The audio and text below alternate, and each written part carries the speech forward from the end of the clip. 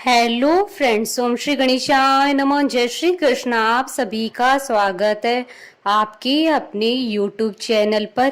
Friends, आज हम आपको इस वीडियो में बताने जा रहे हैं वैशाख मास में सुनी जाने वाली कहानी के बारे में, जिसको सुनने मात्र से ही आपको पुत्र पौत्र आदि सुख धन वैभव और श्री लक्ष्मी नारायण जी की कृपा प्राप्त होगी। फ्रेंड्स, वीडियो शुरू करने से पहले आपसे रिक्वेस्ट है, अगर आप हमारे चैनल पर नए हैं और आपने अभी तक चैनल को सब्सक्राइब नहीं किया है तो प्लीज सब्सक्राइब कीजिएगा चैनल को, साथ ही प्रेस कीजिएगा बेल आइकन को, जिससे नए वीडियो से रिलेटेड नोटिफिकेशन आपको तुरंत प्राप्त हो सके।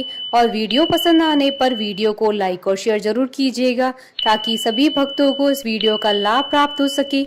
और कमेंट बॉक्स में जय श्री कृष्ण जरूर लिखिएगा। सब प्रकार के विघ्नों का नाश करने वाले तथा सारी सृष्टि का पालन करने वाली श्री गणेश जी तथा ज्ञान की दाता देवी श्री सरस्वती जी तथा सब पुराणों के कर्ता श्री व्यास जी तथा श्री गुरुदेव के चरण कमलों में नमस्कार करके भगवान की श्रद्धा और भक्ति रस में डूबी हुई वैशाख मास की ब्राह्मण ब्राह्मणी की कहानी प्रारंभ करती हूँ। एक ब्राह्मण और ब्राह्मणी थे। वो 7 कोस दूर गंगा जमुना स्नान करने जाते थे। रोज इतनी दूर आने जाने से ब्राह्मणी थक जाती थी। एक दिन ब्राह्मणी कहती है कि कोई बेटा होता तो बहू आ जाती, घर वापस आने पर खाना बना हुआ तो मिलता, कपड़े धुले हुए मिलते। ब्राह्मण कहता है कि तूने भली बात चलाई, चल मैं तेरे लिए बहू ही ला देता हूँ। ब्राह्मण फिर बोला कि एक पोटली में थोड़ा सा आटा बांध दे, उसमें थोड़ी सी मोहर अशरफी डाल दे। उसने पोटली बांध दिया और ब्राह्मण पोटली लेकर चल दिया। चलते चलते कुछ ही दूर एक गांव में जमुना जी के किनारे बहुत सारी सुंदर लड़कियां अपने घर बनाकर खेल रही थी। उनमें से एक लड़की बोलती है कि मैं तो अपना घर नहीं बिगाड़ूंगी, मुझे तो रहने के लिए यही घर चाहिए। उसकी बात सुन ब्राह्मण के मन पर वही लड़की छा गई और मन ही मन सोचने लगा कि बहू बनाने के लिए यही लड़की ठीक रहेगी। जब वह लड़की जाने लगी तो ब्राह्मण भी उसके पीछे चला, और जब वह लड़की अपने घर पहुंचती है तब बूढ़ा ब्राह्मण बोला, बेटी वैशाख का महीना है, मैं किसी के यहाँ खाना नहीं खाता। तुम अपनी माँ से पूछो कि मेरा आटा छान कर 4 रोटी बना देगी क्या? यदि वह मेरा आटा छान कर रोटी बनाएगी तभी मैं खाऊंगा। लड़की अपनी माँ को सारी बात बताती है। माँ कहती है कि बेटी बाबा से कह दे कि रोटी में से 4 रोटी वह भी खा लेंगे। लेकिन लड़की कहती है कि नहीं माँ, बाबा ने कहा है कि मेरा आटा छान कर बनाओगी तभी वह खाएंगे। तब उसकी माँ कहती है ठीक है, जा बाबा से कह दे कि अपना आटा दे दे। उसने आटा छाना तो उसमें से मोहर अशरफी निकली। वह सोचती है कि जिसके आटे में इतनी मोहर अशरफी है उसके घर न जाने कितनी होंगी। जब ब्राह्मण रोटी खाने बैठा तो लड़की की माँ बोली, बाबा तुम लड़के की सगाई करने जा रहे हो? बाबा बोला कि मेरा लड़का तो काशी बनारस पढ़ने गया हुआ है, लेकिन अगर तुम कहो तो मैं खांड कटोरे से तेरी लड़की का ब्याह कराकर साथ ले जाऊं। लड़की की माँ बोली ठीक है बाबा, और वह ब्याह कर लाया। घर आकर बोला, रामू की माँ दरवाजा खोल, देख मैं तेरे लिए बहू लेकर आया हूँ, आकर बहू का स्वागत सत्कार कर। ब्राह्मणी बोली, दुनिया तो ताने मारती थी, अब तू भी मार ले, हमारे तो 7 जन्म तक कोई बेटा बेटी नहीं है, तो बहू कहाँ से आएगी? ब्राह्मण बोला, तू दरवाजा खोल। ब्राह्मणी ने दरवाजा खोला तो सामने बहू खड़ी देखी। तब वह आदर सत्कार से बहू को अंदर ले आई। अब जब ब्राह्मण ब्राह्मणी नहाने जाते तो बहू घर का सारा काम करके रखती, खाना बनाती और सास ससुर के कपड़े धोती और रात में उनके पैर दबाती। इस तरह से काफी समय बीत जाता है। सास बहू को सीख देती है कि बहू चूल्हे की आग न बुझने देना और मटके का पानी खत्म न होने देना। एक दिन चूल्हे की आग बुझ गई। बहू भागी भागी पड़ोसन के घर गई और बोली, मुझे थोड़ी सी आग दे दो, मेरे चूल्हे की आग बुझ गई है। मेरे सास ससुर सुबह 4 बजे से बाहर गए हैं और वे थके हारे वापस आएंगे, मुझे उनके लिए खाना बनाना है। पड़ोसन कहती है, अरे तू तो बावली है, तुझे तो ये दोनों मिलकर पागल बना रहे हैं, इनका ना कोई बेटा है और ना ही कोई बेटी है। बहू बोली, ना ना आप ऐसा मत बोलो, क्योंकि इनका बेटा काशी बनारस पढ़ने गया है।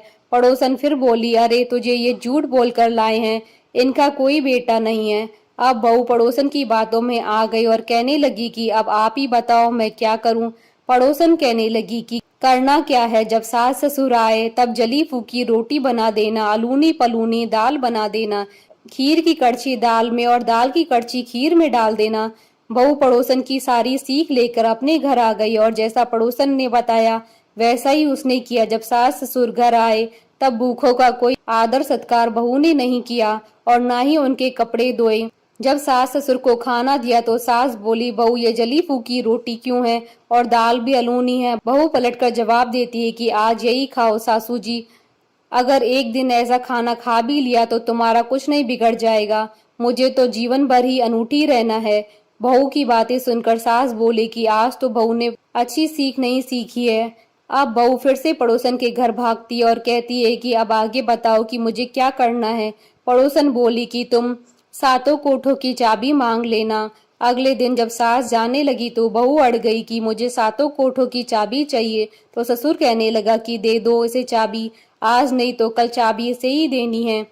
हम आज हैं कल नहीं है, इसलिए चाबी दे दो। सास ससुर के जाने के बाद बहू ने कोठे खोलकर देखे तो किसी में अन्न भरा है, किसी में धन भरा है, किसी में बर्तन भरे हैं, सभी में अटूट भंडार भरे पड़े हैं। जब बहू ने सातवां कोठा खोला तो उसमें महादेव जी, पार्वती जी, गणेश जी, लक्ष्मी जी, पीपल पतवारी, वैशाख के ठाकुर, राई दामोदर, तुलसा जी का बिड़वा, गंगा जमुना बह रही थी।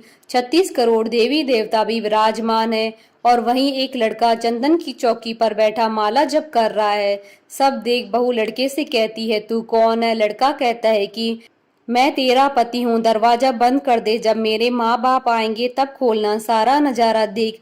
बहू बहुत खुश हुई और नाचती फिरने लगी, 16 श्रृंगार कर, सुंदर वस्त्र पहन और सास ससुर का इंतजार करने लगी। उनके लिए 36 प्रकार के पकवान बनाकर रखे। सास ससुर जब वापस आए तब उसने उनका बहुत आदर सत्कार किया, उनके कपड़े धोए, उनके पैर दबाए। बहू सास के पैर दबाते कहने लगी कि माँ जी, आप इतनी दूर 12 कोस यात्रा करके गंगा जमुना का स्नान करने जाती हो, थक जाती हो, तो तुम अपने घर में ही स्नान क्यों नहीं करती हो? बहू की बात सुनकर सास कहने लगी, भला गंगा जमुना भी घर में बहा करती है क्या? बहू बोली, हाँ माँ जी, बहती है, चलो मैं आपको दिखाती हूँ। उसने सातवां कोठा खोलकर दिखाया तो उसमें गणेश जी, महादेव जी, पार्वती जी, पीपल पतवारी माता लहरा रही है, तुलसा जी भी लहरा रही हैं, वैशाख के ठाकुर, राई दामोदर, गंगा जमुना बह रही हैं, 36 करोड़ देवी देवता विराजमान है और वहीं तिलक लगाए चंदन की चौकी पर एक लड़का माला जप रहा है। माँ ने कहा कि तू कौन है? लड़का बोला, माँ मैं तेरा बेटा हूँ। बुढ़िया फिर बोली, तू कहाँ से आया है? लड़के ने कहा कि मुझे वैशाख देवता ने भेजा है।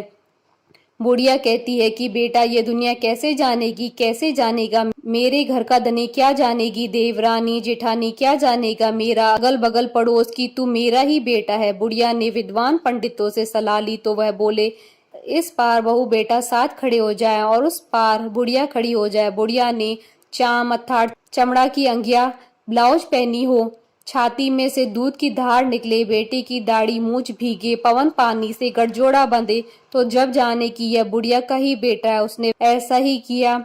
चाम की अंगिया फट गई, छाती से दूध की धार निकली, बेटे की दाढ़ी मूछ भीग गई, पवन पानी से बहू बेटे का गठजोड़ बंध गया। ब्राह्मण ब्राह्मणी की खुशी का पार न रहा, वे बहुत खुश हुए। हे वैशाख के ठाकुर, राई दामोदर, भगवान ने जैसे बहू बेटा उसको दिए वैसे सभी को देना।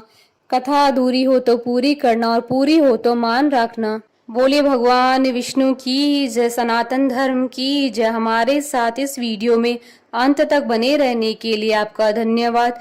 ओम श्री गणेशाय नमः। जय श्री कृष्णा।